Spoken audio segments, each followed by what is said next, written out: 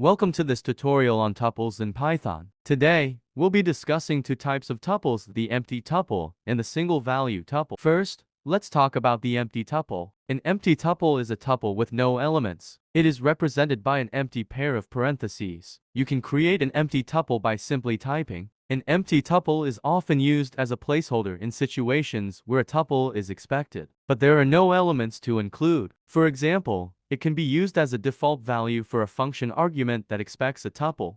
Now, let's talk about the single value tuple. A single value tuple is a tuple that contains only one element. It is represented by a single value followed by a comma.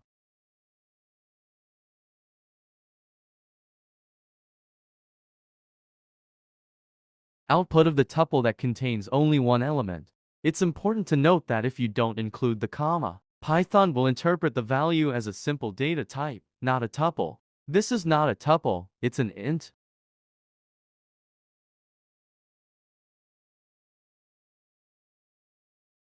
Single value tuple can be useful when you want to create a tuple with only one value, and you don't want to have a list. That's it for this tutorial on empty and single value tuples in Python. Thanks for watching.